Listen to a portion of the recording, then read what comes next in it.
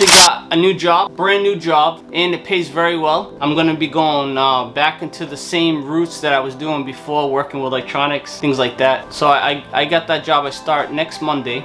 Today's Sunday, so next Monday I start, and I get to go in at 6 and I leave at 2:30, which is awesome because that gives me time for my YouTube, gives me time for editing a few hours a day, you know, so this way it doesn't interrupt my hobby. It's so funny because I've been on so many interviews. One of the places I went to, the guy was like, oh, you know, the owner is very laid back.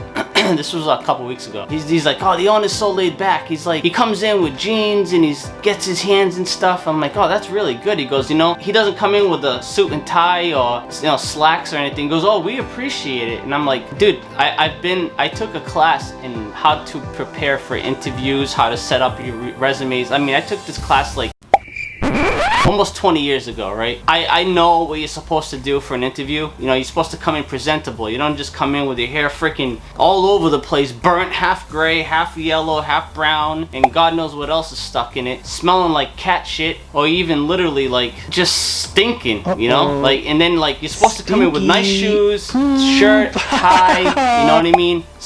You gotta have nice pants. You know, that stuff is like, in this world, first impressions is what drives any type of relationship, whether it's work, love, or anything. So like most of you guys know, I've been applying for different positions, different jobs, you know, different locations, because my last job was so boring, you know, like it was just boring. You know, literally, it's a different field from what I was doing, completely different field. I figured maybe it would have become entertaining, but those people over there, like, they're so nice. I went to an interview earlier this week, but that guy was a complete dick. I think he was sleeping with his assistant or something, because as soon as I went in there, like, he was just talking about, like, assistant that he promoted to, like, manager, and she's this, she's that, she's great. And I'm like, that's really good. So she did it all by hard work. And he's like, yeah. I'm like, oh, that's really good. It's great, you know what I mean? I love to hear stories like that people actually work to get somewhere, you know, rather than get it because they're a family member or someone's friend. But that always happens, and no matter where you go, it's like that. So anyways, this guy was like, yeah, you know, so I just recently promoted her to manager. So I'm like, oh, that's really good. I told him, it's like, I love to hear stories like that people, you know, make it to that point. And then I said, oh, so how old is she? And he's like, oh, because it's a woman. He goes, I said, how old is she? He goes, oh, she's like in her 20s, probably 25, 26, or 27.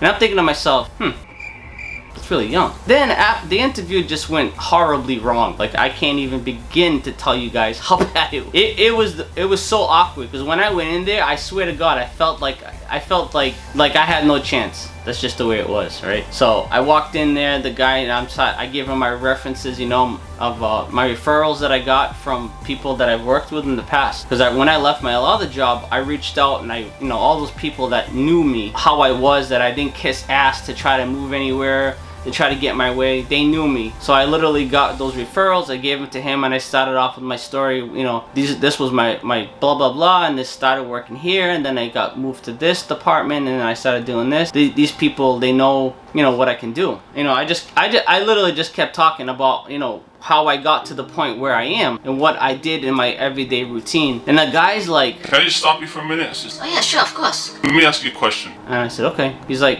in the past 10 minutes that you've been talking, have I asked you any questions? And I'm like, no. He goes, exactly. Since you've come in here, you haven't stopped talking. I felt like he just literally grabbed his wang and slapped it. And I'm like, okay. I'm thinking to myself, this guy makes like over $100,000 a year, and he's talking to me like very unprofessionally. So then I started realizing, I said, wait a second, let me think about this. He said to me, do you want to work? And I said, yeah. He goes, have you ever been involved in ISO audit? And I'm like, yeah, of course. Not in the front line, but in the back line, you know, cleaning all the mess so somebody else could take over and, you know, literally take charge of it and act like they had the whole place running great. I said, yeah, of course. He says, what do they always tell you when they come in? Don't answer more than what they ask you. Just answer what they ask you and leave it at that. He goes, that's exactly what you should do on an interview. And I'm like, I'm thinking to myself, dude, my interviews last between an hour and a half. Most of my interviews last 2 hours to 2.5 hours. My longest interview I've had was 2 hours and 40 minutes. That was my longest interview. The interview that I went to Friday, this past Friday, was my second longest interview, which was 2 hours and 35 minutes. So I'm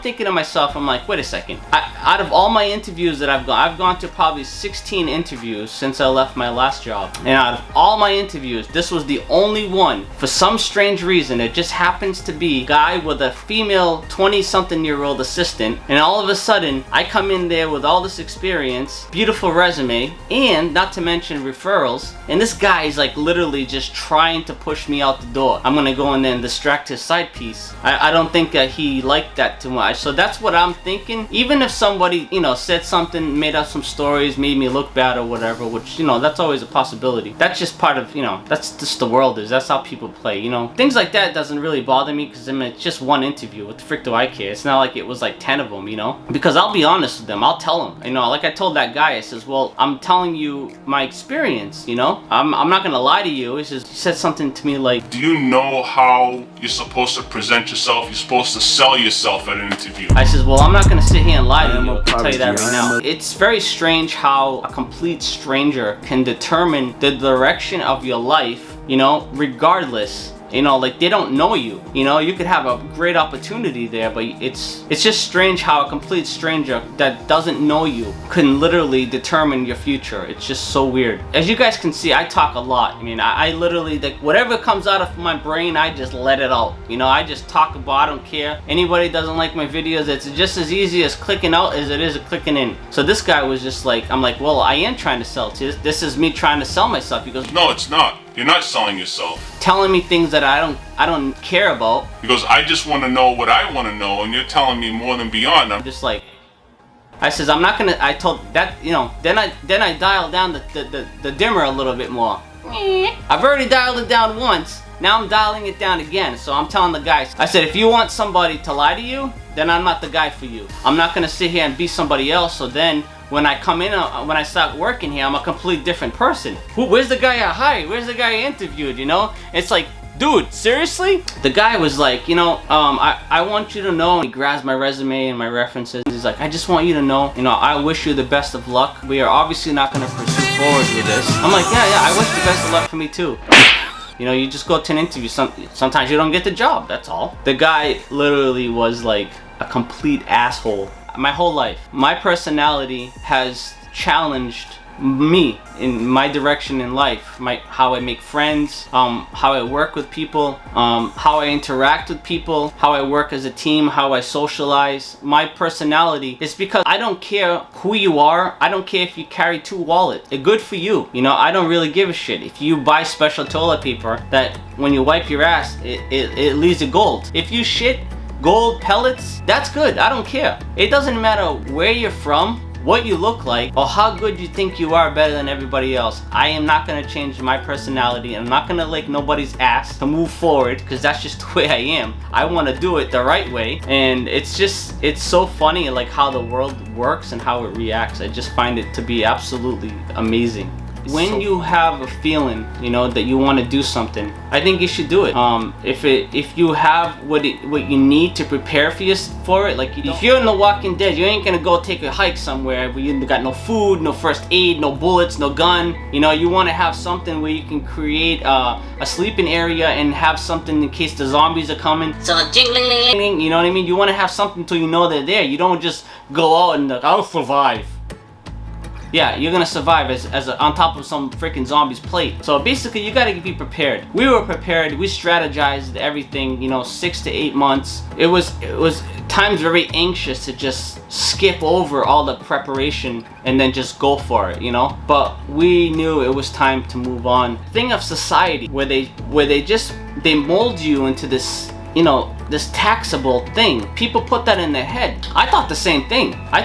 My whole life. You never quit a job without having a job. Little did I know, when you stop and you step out of that box that you were brought into, you can think of a solution. How can you move forward without affecting your job here? So now you have a bad reputation because you're coming in late, you're missing a day every week, you're leaving early, you know what I mean? Now you destroyed your reputation here. So now, if you don't get a job, you're screwed. Now you're gonna get fired.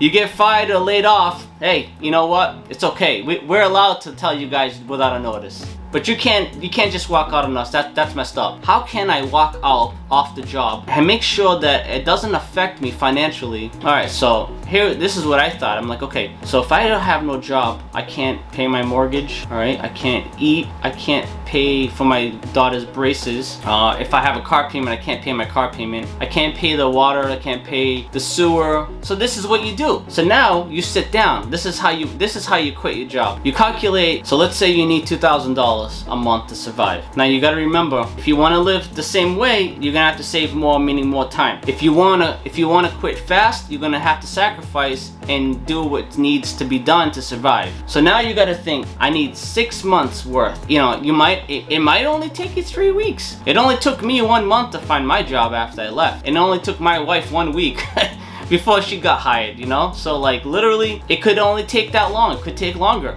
You gotta think of it. My dad always tells, oh, you know, you can't think like that. You gotta be positive. And I tell my dad, no, I gotta think realistically, and I'm going to accept the best. Expect the worst, accept the best. If it happens, that's fine, I'll accept it. But if something bad happens, I'm already prepared. So you need $2,000 a month. 6 times 2 is $12,000, okay? So now you need $12,000 in the bank to survive on your perspective of your month, of what your month is. All right, so how can you avoid needing $2,000 a month? Okay, so now you have these small bills. If you have any balance on them and they're small, pay them off. Like I did with my daughter's braces. Me and my wife, we were like a year ahead. We paid like $200 and something a month for her braces. We paid all that way ahead. Like I said, it might not take you 6 months. So the good thing is, I found the job 4 weeks later, 3 offers at the same time, days apart. So it was great. I mean, my wife, she only went on 1 interview and she got the job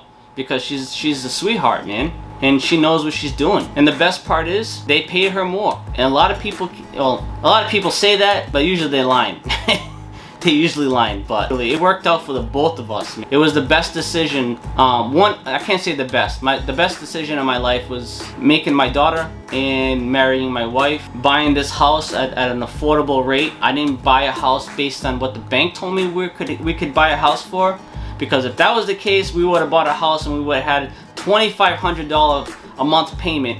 We don't pay $2,500, man. You gotta think, man, with your brain now, because something happens. Now you gotta come up with that $2,500, and that means now you gotta come up with money for all your bills if you're gonna do something stupid like David. Stupid. Dude, let me tell you, we bought 2 cars with no payments, so we wanted to buy 2 cars that were more reliable. You know what I mean? So we could both drive to new jobs, because we didn't expect to be working together. Like I said, if it happened, it's awesome. But if it doesn't happen, we're prepared. Paid off a bunch of stuff. No old person in this world is gonna tell me that my decision was wrong, because me and my wife, my daughter, my family, we are going to have the best Christmas in the world. This year is gonna be special. We don't have nothing in our minds, you know, crawling in the background. We are just gonna be extremely happy. The greatest things, this year is going to be our best 6 months. I'm telling you, it's just been incredible.